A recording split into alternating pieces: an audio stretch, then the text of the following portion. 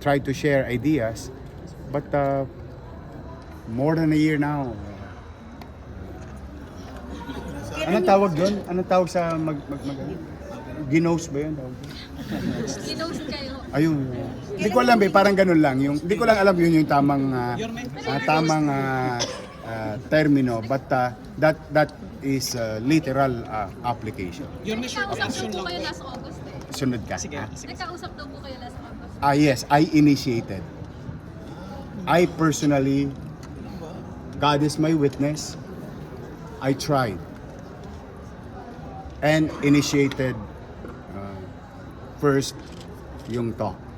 But it took a while for them to give me a schedule.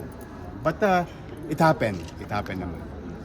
I'm grateful for the time that they, Ate Hani gave me to personally, before anybody else, to say my piece with her and the husband, Fox Pang. Doon mo sinabi noong August na intention mo to come back. Actually, parang ano pa yata yun, July pa yata yun, o July, Sa August. Kapiyata yun. Nasa Manila Hotel. Yung Sa Manila Hotel. To be exact, in front of the general public in top room, Manila Hotel. You were saying? Bale, short reaction lang yun kasi Sure. viral yung chance interview namin kay Lacuna, which is pasigaw niyang sinabi na huwag ka nang bubalik. Ano pong masasabi niyo? Sabihan natin, intindihin na lang natin yung ate ko. Siguro ano lang yun, yung bugso ng damdamin. So Yorme, Kasi sa akin naman, immaterial yung mga ganyang bagay. Ayokong pangunahan yung desisyon ng taong bayan. so Yorme, wala pong... Mas marami po yung supporters niyo at sinasabi nila na organic daw sila. At least nandito kayo, you can ask around. Sabi ko sa kagabi, ini-interview ako sa bilyonaryo, nanawagan ako. Sinabi ko, kakot, pag wala kayong gagawin, KKB tayo bukas. Awa naman ng Diyos, nagdatingan. Yung t-shirt sa amin, yung iba. Yung t-shirt sa kanila, yung iba. Ano yan? It's a mixed things. No? Voluntarily, tosga sila dyan. Pag makita mo yan, chumichicha yan sa Gedli ngayon. Kanya-kanya silang merienda na yan. Sige. So Yorme, wala pong maaasahan yung public na some sort of mudslinging between you and Mayor, or at least on your part, towards Mayor Hani? On my part, with our group, I always tell everyone, Congressman Ernest Junicio, Congressman Carlo Lopez, Congressman Apol Nieto, Congressman JTV, Congressman Amado Bagaching, Congressman Joey Uy, and the entire City Council who joined Action Democratico Manila, told them every month in our directional meeting. Sabi ko sa kanila, magpakababang loob kayo, humarap kayo sa utaw, sabihin ninyo yung intention ninyo kung kayo'y first time na tatakbo into public office. But if you are a re-electionist, sabihin ninyo yung yung nagawa ninyo sa mamamayan. So I think to answer to that is, with regard to your question and your question, is siguro ang pinakamabisa, magsabi na lang kami ng mga bagay na ginawa namin habang kami ay namumuno o nabigyan ng pagkakataon. Record, ayun, tama, record na lang. Sir, Sure. isa po sa mga nabanggit ni Mayor Hani, yung 15 billion pesos na ni-loan under the previous administration. Administrasyon ko, just to be exact. So, committed Tulungan ko naman na po. siyang ituro ako. Kasi sabi po niya, it would take another 20 years to pay. Masama daw. Did she say masama? Wala naman po siya Wala naman. nabanggit. Okay. Una, pandemya nun eh. Maraming magugutom na tao. Hirap ang buhay ng tao. And I've never lied, cover, hide. You can check the timeline in my Facebook account that every single day nagre-report kami sa taong bayan. Ito uutangin natin, ito bibili natin. Ito kasi natatakot ako baka magutom yung 2 milyong mamamayan sa lungsod ng Manila. O bagay na ipinagpapasalamat ko sa Diyos, bakuna, gamot, ospital ng COVID, doktor, nurses, gamit, equipment, at higit sa lahat, walang nagutom sa Maynila. Now, having said that, happy ako na natulungan tayo ng bangko ng gobyerno, ng DBP at Land Bank. So kung meron mang kikita sa interes ng utang, gobyerno rin. Dahil gobyerno naman ang nagpautang. And I am grateful, salamat sa kanila, bagamat ito, it cannot be denied, bagamat napakasama ng credibility ng Maynila in terms of finances, at the time, binigyan kami ng pagkakataon ng Land Bank of the Philippines and Development Bank of the Philippines. Now, having said that, kasama ko rin po si Ate Hani nag-aproba ng mga utang na yon noong araw at yung kanyang mga kasamahan na konsyal. So, kung sa tingin ko naman, basta ang importante na iraos natin yung 2 milyong Manileño. Now, in a good day, we will fulfill our obligation. Now, the thing is, huwag kayong mag-alala, bangko naman ng gobyerno yun eh. Hindi naman siguro mababangkarote ang gobyerno. But for the meantime, nagpapasalamat ako kay Ate Hani, Vice Mayor Lacuna, then, and the members of the City Council who facilitated this loan. O kumbaga, sila ang nag-aproba ng utang na ito. Ngayon, hahayaan ko naman ang taong bayan ang umusga. Ito bang mga salaping ito ay napakinabangan ng lubos ng mamamayan ng lungsod ng Maynila. Now, if that is the case, then we will see on May 2025 election sa desisyon ng tao. Siyan? Mayor, Sure. hypothetical question lang Sure. po. Kung manalo po kayo, ano ang una niyong gagawin? Ay ipamimigay ko na yung Pedro Hill Residence, San Lazaro Residence, at saka San Sebastian Residence. 3 20-story yung ating in-city vertical housing program. Pasyal lang po ninyo ngayon. Tapos na ba, Mayor? Tapos na po. Kayo na po humusga.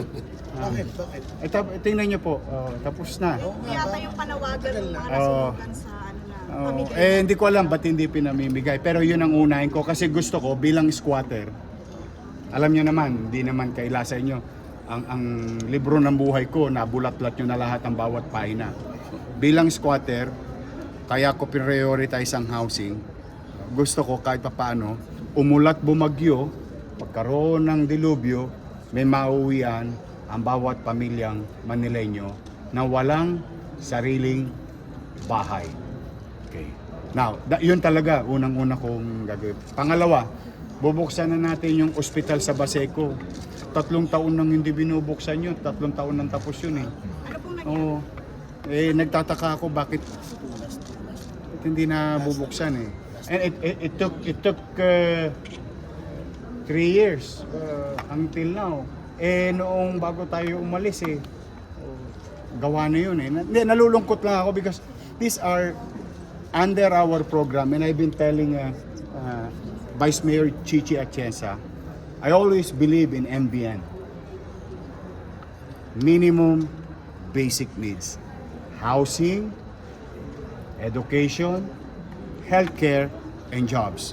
And these are the things during the pandemic, yung katulad na naitanong mo, Basec Community, Binondominium 1, Tondominium 1, Binondominium 2. These are the things na pinuntahan ng salapi ng taong bayan. Now, if they are having hard time, sabi ko nga, tulungan ko na lang, baka pwede ko ituloy through fiscal engineering, baka mapagaang natin yung katayuan ng Maynila. So yun yung una kong gagawin na kasama si Chichi. And of course, Chichi will focus on giving livelihood to our fellow Manileños. Yun naman ang trust niya. And I hope you don't mind. Pwede ba si Chichi naman? 1 minute recess. Alam niyo, bata pa lang po ako. Ito na po ang aking buhay. Ang aking ama naging vice mayor ng 2 termino. At nakita ko kung paano niya ginawa na maging maayos na ama sa konseho. Nanonood ako noon, pero hindi ko alam, tinuturuan pala ako ng aking ama. At ngayon, mukhang ako pala ang hinubog niya para ipagpatuloy ang laban. Kayang-kaya po at ready na. Mama, pagkakaisa ba natin ang ang City Council? Minsan magulo. Alam niyo, tingin ko kasi kung maayos kang ina ng City Council, magagawa ng paraan para makausap ang bawat konsehal para magkaroon ng isang dynamic group na gagawa ng isang programa na susuporta sa mayor para maging mas progresibo ang ating pamamalakad dito sa lungsod ng kayang-kaya. Ay, ma'am, yung sister niyo po si Councilor Marlia Atienza, no? She's running under Mayor Honey. Wala naman pong hidwaan or something. Walang-wala po kaming hidwaan dahil sa aming pamilya may demokrasya po at may okay lang sa amin kung magkaiba kaming lugar ngayon pero mahal namin ang isa't isa at alam niyo yun, may respeto ko sa naging desisyon niya. Ako naman, nagdesisyon akong suporta kay Yorme dahil naniniwala ako sa kanya. Isang personal na desisyon ko to na suportado ng aking buong pamilya, lalo na ng aking ama. Okay? Mayor, stay for good ka na ba sa Maynila? Hindi ka nakakita ulit. Ayokong maging pala, no? Pala desisyon sa buhay ng tao. Kung sakali man, kung sakali man, sa tulong ng Diyos at ng mamamayan, kami pinalad, no? We will create a decade-long program. And the trust of a 10-year plan will, focus on MBN pa rin. Minimum basic needs. And it's very clear with Vice Mayor Chi Atienza and our team, Congressman Bagaching, Congressman Joey Uy, Congressman JTB, Congressman Apol Nieto, Congressman Carlo Lopez, Congressman Ernest Junicio, and the members of the City Council told them basic services. Pagpapataas ng antas ng pamumuhay ng tao. Ayun, for hopefully, pala rin tayo, isang dekada ito. May awa ang Sa Diyos. Maynila talaga. Dito na. Dito na siguro ako magpapaubos yan. Again, yes, go ahead. Sabi niyo po dun sa, sa health permit po na pirmahan po nung time niyo po. Because that was pandemic. It could have been amended during the time na. But kung nga pala, yung mga taga-uste, Nawalan po ng coaching doctor, ano po masasabi? sabi mo sa kanila, pumanatag kayo, amendahan ko yung batas. Tapos na pandemic, ang mga ibang requisitos na hindi na kailangan because at the time we need to create laws, no? Pero pumanatag kayo, babaguhin natin yung sistema, yung mga health permit patungkol sa mga employment requirements ng ating mamamayan. At bilang panghuli, sa mga lolo't lola ko, nanay, tatay ko, na senior citizens, pumanatag kayo, ibabalik natin yung dating sistema ng pensyon.